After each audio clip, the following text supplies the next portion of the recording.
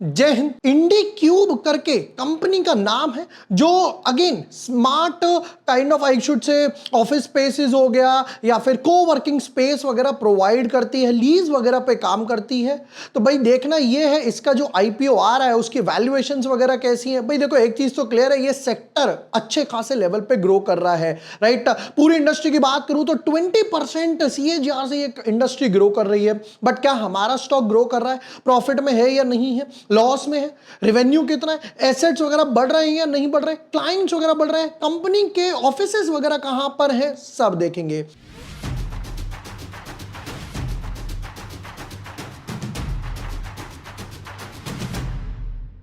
Hi everyone, my name is Vibhor Varshney, I am a SEBI registered research analyst. आज के video में करने वाले हैं इंडी क्यूब आईपीओ के detailed analysis, business model, financials, important dates, valuations, most important जो मेरा हर बार का फैक्टर रहता है, कंपनी के पास कितना पैसा जा रहा है, कितना ओएफएस में जा रहा है, पीयर कंपैरिजन, और फिर देखेंगे कि भाई अप्लाई करना है या फिर नहीं करना। Let's deep dive in our analysis. But yes, before moving ahead, अगर अभी तक आपने चैनल सब्सक्राइब नहीं किया है या न्यू यूजर हो तो यहां पर आपको पॉडकास्ट हो गया, ब्रिगेड होटल का डीआरएचपी हो गया, मोमेंटम स्टॉक, एंथम बायो ये तो क्लोज हो गया, हीरो फिनकॉर्प का डीआरएचपी हो गया, एनएसडीएल के बस आने ही वाला है, आईसीआईएमसी का डीआरएचपी, यहां पर आपको ऑन द बोर्ड सब कुछ मिल जाएगा। एक बार जरा आईपीओ टेबल पे नजर मारते हैं हर बारी की तरह। तो भाई यहां पर देखिए इंडी क्यूब स्पेसेस के एनालिसिस हम लोग करने वाले हैं। जीएनजी भी सेम ब्रैकेट में आया है। देखो 23 से 25, 23 से 25 सेम, ये 25 से 29 है, तो मोस्ट प्रोबेबली यहां पर फंड्स फ्री होने के चांसेस हैं। बाकी डिटेल्स वगैरह आने दीजिए शांति गोल्ड इंटरनेशनल के, यहां कर भी मैं एनालिसिस वगैरह बना दूंगा। आज स्टार्ट करते हैं इंडी क्यूब स्पेसेस से। चलिए जी, लाइए बताइए हमें बिजनेस मॉडल क्या है आपका। हालांकि अभी इसी कैटेगरी का, इसी सेक्टर का एक और आईपीओ आया था स्मार्ट कोवर्क करके, भाई वहां पर भी अच्छे खासे गेन्स वगैरह मिले। तो क्या सेम सेक्टर है, सेम इंडस्ट्री है, देखते हैं। इनकॉर्पोरेटेड इन 2015, यानी कि 10 साल पुरानी कंपनी है।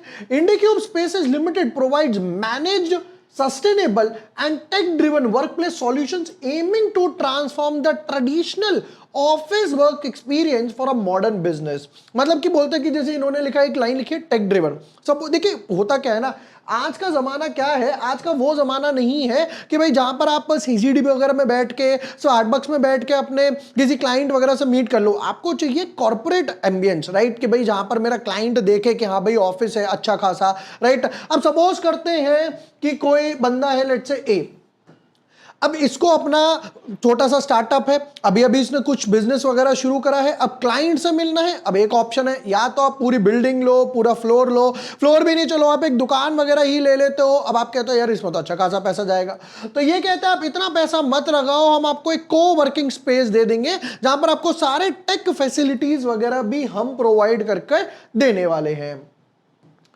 नेक्स्ट पैरा पर चलते हैं। The company offers diverse workplace solutions including corporate hubs, branch offices, enhancing employee experience with interiors, amenities and services वगैरह, जिसमें भाई इंटीग्रेट्स एसेट रेनोवेशन भी आ गया, कस्टमाइज्ड मॉडल्स भी आ गए, B2B आ गया, B2C आ गया।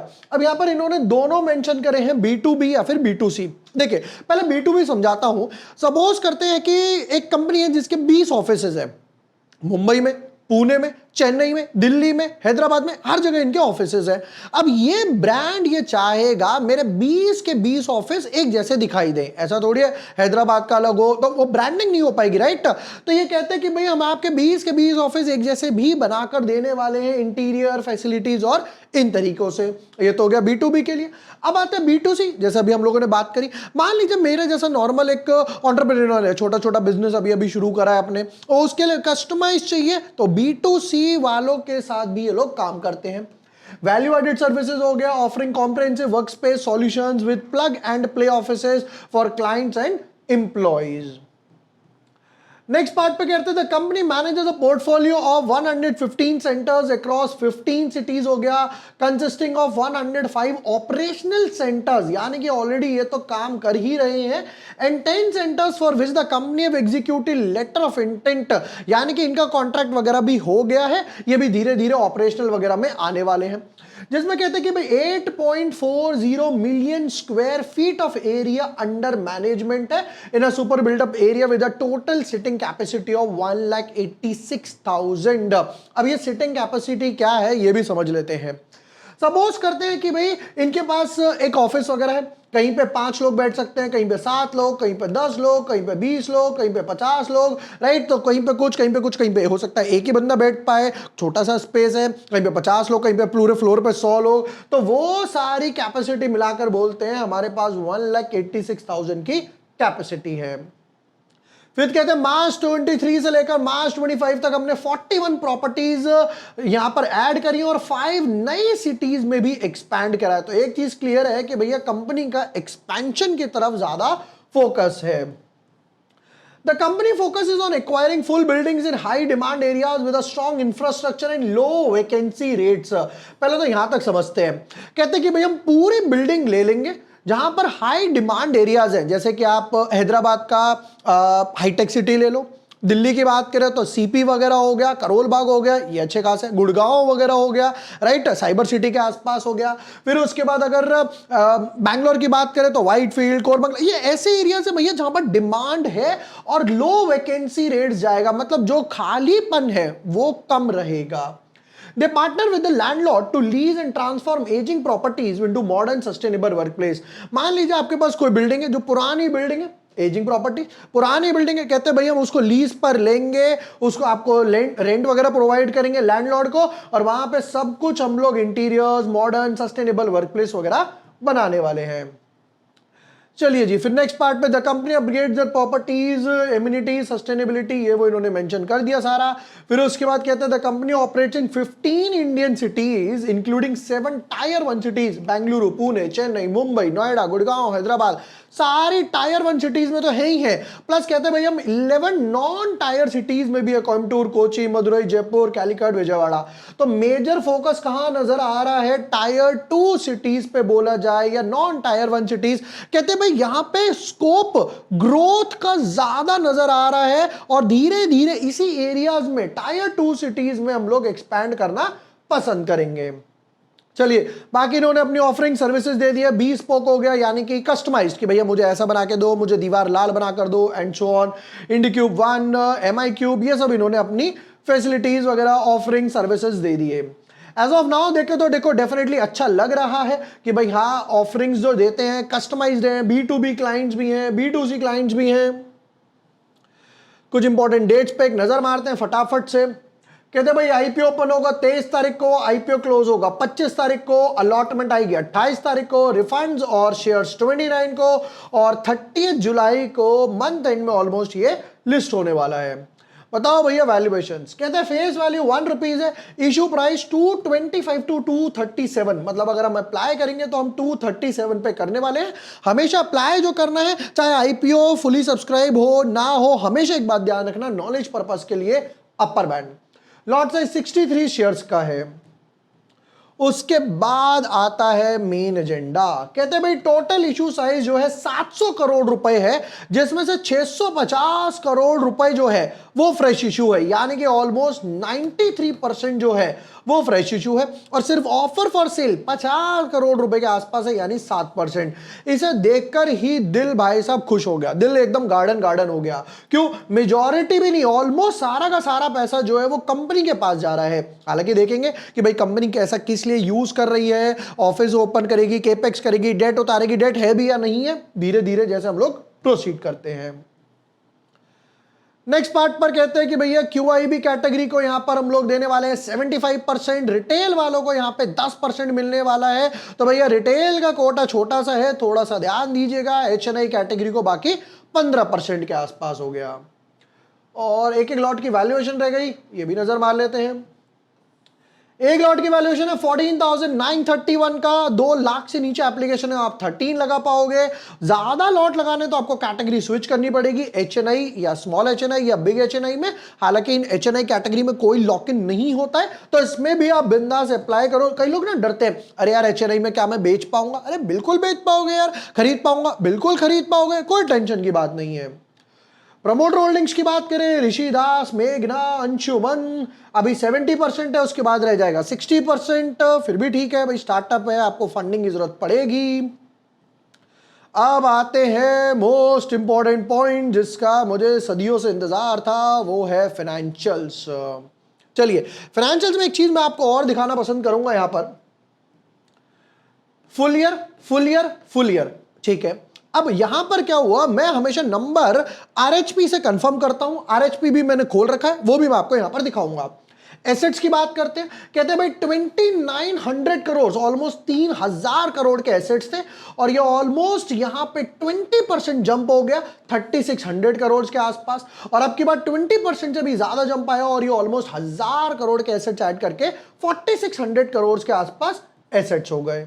रेवेन्यू की बात करते हैं, 600 करोड़ हो गया, 870 करोड़ हो गया, 1100 करोड़ के आसपास हो गया। अभी हम लोग बात कर रहे थे भैया इंडस्ट्री ग्रो कर रही है 20% पे, यहां तो ऑलमोस्ट 80% के आसपास ग्रोथ दिखाई दी रेवेन्यू में। अब आते हैं मोस्ट इंपॉर्टेंट पॉइंट पे, प्रॉफिट आफ्टर टैक्स। देखिए यहां पर क्या लिखा हुआ है, -198, यानी कि ऑलमोस्ट 200 करोड़ का लॉस। फिर वापस है 340 करोड़ का लॉस। अब यहां पे लिखा हुआ है 139 करोड़।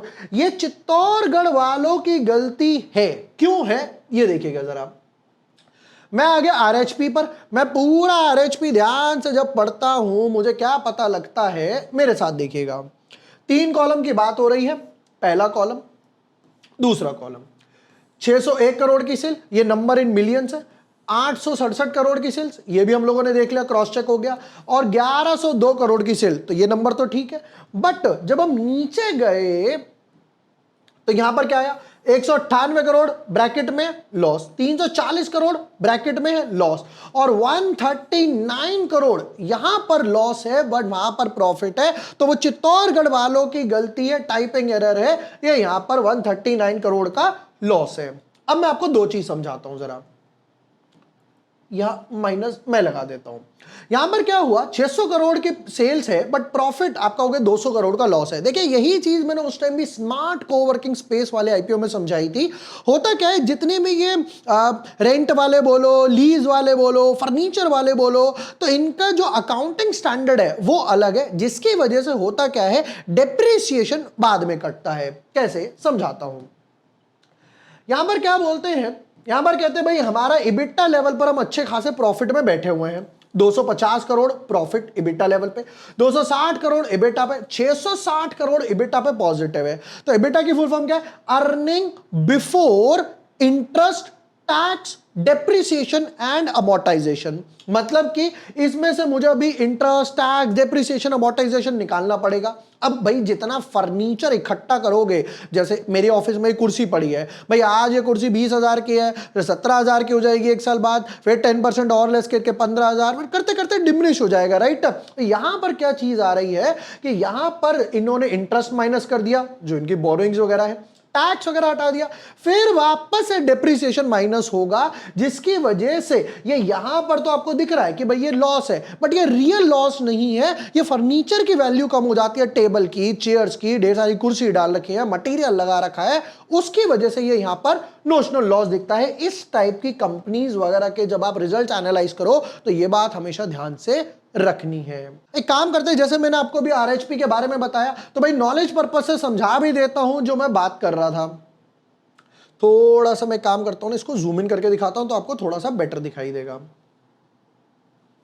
अरे चलो देखो, इनकम की बात करते हैं भाई, टोटल इनकम कितनी है, 11029 मिलियन, यानी कि 1129 करोड़ के आसपास है। फिर उसके बाद क्या कहते हैं, परचेज ऑफ गुड्स, पर employee benefit expense, finance cost, depreciation and amortisation, जिसकी मैं बात कर रहा था, नंबर 26 यहां पर कितना लिखा आया, 4871। तो ये उस टाइप का है भैया जो वैल्यू रिड्यूस हो जाती है फर्नीचर की, वैसा लॉस नहीं है जो आपके भैया हमने माल खरीदा 100 रुपए का, बेचा दो भाई 90 रुपए, वो वाला लॉस नहीं है। ये वैल्यू जो रिड्यूस हुई है उसकी है, और हर साल फर्नीचर पे रिटर्न डाउन वैल्यू से लगता है, उसकी वजह से ये यहां पर मुझे दिखाई दे रहा है। चलिए ये बात भी मैंने क्लियर कर दी कि भाई आगे से आप रिजल्ट्स रीड करो तो किस तरीके से करो।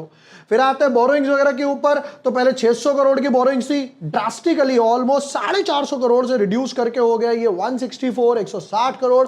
फिर वापस से थोड़ी सी बोरोइंग्स बढ़ाई, बट एक अच्छी बात है, बोरोइंग यहां पर बढ़ी है सिर्फ मोटा मोटा 180 करोड़ के आसपास, बट एसेट्स मेरे बढ़ गए 1000 करोड़ से। तो ये एक रेवेन्यू एक अच्छी खासी ग्रोथ वगैरह दिखाता है।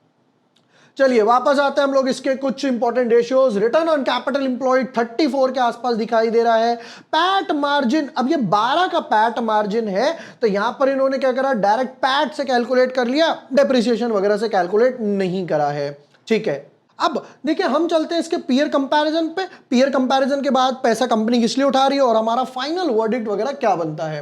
तो पीयर कंपैरिजन में ढूंढ रहा था गूगल पे, मुझे यहाँ पर आईपीओ सेंट्रल करके एक वेबसाइट है, वहां पर इन्होंने अभी जो तीनों आए हैं, ऑफिस हो गया और स्मार्ट वर्क्स जो अभी अभी रिसेंटली लिस्ट हुआ। अच्छा, स्मार्ट वर्क्स में भी हमारे बिल्कुल डॉट टू डॉट एनालिसिस बैठे। देखिए यहां पर मैंने क्या डाला था, smart work closing safe traders हटाइए क्योंकि मार्केट थोड़ा वोलेटाइल था। यहां पर आप 5 से 10% के लिए डाल सकते हो और भाई साहब डॉट टू डॉट 6%, यानी कि उसी ब्रैकेट में क्लोज हुआ। इस टाइप की कंपनी लॉन्ग टर्म के लिए काफी अच्छी रहती हैं। चलो हम जरा यहां पर पीयर कंपैरिजन वगैरह समझते हैं कि पीयर कंपैरिजन इन्होंने इंडी क्यूब का भी करा, ऑफिस का भी करा, स्मार्ट वर्क्स का भी करा। सीएजीआर हम लोग डिस्कस कर रहे थे कि भाई इंडस्ट्री ग्रो कर रही है 20% के आसपास, ये भैया इंडी क्यूब 35% के आसपास ग्रोथ दिखा रहे हैं कि 35% के आसपास हमारी ग्रोथ हुई है किसमें, टॉप लाइन वगैरह में। फिर उसके बाद ये इबिटा परफॉर्मेंस वगैरह आ गया कि भाई इबिटा मार्जिन भी अगर देखो 62% का इबिटा मार्जिन यहां पर मेंटेन करते हुए चल रहे हैं, जबकि अगर आप देखोगे तो ऑफिस सिर्फ 33% का इबिटा पर है। ऑफिस का है 455 करोड़ का इबिटा, यहां पर है 660 करोड़ के आसपास का इबिटा। ऑफिस तो काफी पुरानी कंपनी है। फिर IndiQube versus Awfis versus smart मोस, तो यहां पर नेट प्रॉफिट या लॉस वगैरह का कंपैरिजन भी इन्होंने करके दिखाया है। फिर उसके बाद कैपिटल एफिशिएंसी रेशियो हो गया कि जहां पर इंडी क्यूब का 34% के आसपास का रिटर्न ऑन कैपिटल एम्प्लॉयड है, तो काफी अच्छा रिटर्न ऑन कैपिटल एम्प्लॉयड नजर आ रहा है। वापस आते हैं भैया, बताओ भाई कंपनी किस किस लिए पैसा उठा रही है, वो मोस्ट इंपॉर्टेंट है। थोड़ा सा कम करेंगे, कहते हैं भाई funding capital expenditure towards establishment of new centres, जिसमें हम 462 करोड़ लगाएंगे। रीपेमेंट प्रीपेमेंट फुल बोरिंग्स वगैरह में होने वाली है 93 करोड़ के आसपास। चलिए एक चीज और अच्छी है कि भैया कंपनी के पास, जब मैं ये आरएचपी वगैरह पढ़ रहा था तो क्रिजाल की A+ रेटिंग है जो हाईएस्ट वगैरह मानी जाती है कि भाई अच्छे खासे लेवल पर क्रिजाल ने इनको रेट वगैरह किया हुआ है। अब आते हैं अपने क्रक्स वगैरह पर। नंबर 1, सेक्टर अच्छा है, डेफिनेटली अच्छा है भाई, जिस तरीके से इंडस्ट्री ग्रो कर रही है, बाकी इसके पीयर कंपैरिजन भी ग्रो कर रहे हैं। स्मार्ट वर्क्स में भी अच्छी खासी लिस्टिंग हुई, तो सेम भैया यहां पर भी एक्सपेक्टेड नजर आ रहा है।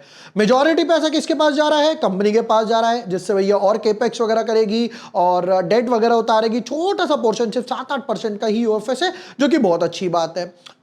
एसेट्स ग्रो कर रहे हैं, रेवेन्यू ग्रो कर रहा है, पैट भी इन्होंने मार्जिन में रखा है भाई। जहां पर अगर हम लोगों ने देखा कि जहां पर 198 करोड़ का लॉस हुआ, वहां पर लॉस रिड्यूस हुआ और फर्दर रिड्यूस हुआ, तो अपने एक्सपेंसेस हो गया वो सब अच्छे खासे लेवल पे मैनेज कर पाए। ये सारे पॉजिटिव टर्न अराउंड आ रहे हैं। ओवर सब्सक्रिप्शन पे आ जाते हैं, लिस्टिंग एंड की तरफ आ जाते हैं भाई। देखिए मेरे हिसाब से यहां पर somewhat around 20 times plus, in fact आगे भी बढ़ सकता है, 20-30 टाइम्स प्लस ओवर सब्सक्रिप्शन होने वाला है। लिस्टिंग गेन की बात करूं तो मैं 10 से लेकर 20% के आसपास लिस्टिंग गेन वगैरह एक्सपेक्ट करूंगा। क्यों? क्योंकि भाई मैंने स्मार्ट वर्क से ज्यादा एक्सपेक्ट क्यों करा, क्योंकि वहां पर पैसा कंपनी के पास नहीं जा रहा था, यहां पर पैसा कंपनी के पास जा रहा है, ये इसका फेवरेबल चांस नजर आ रहा है। तो ये थे इंडी क्यूब आईपीओ के डिटेल्ड एनालिसिस, बिजनेस मॉडल देखा, फाइनेंशियल्स देखे, पैसा कहां जा रहा है, पीयर कंपैरिजन वगैरह भी देखे। वीडियो पसंद आया हो, share with your friends, like and subscribe. Thank you for watching the video. Lots of love.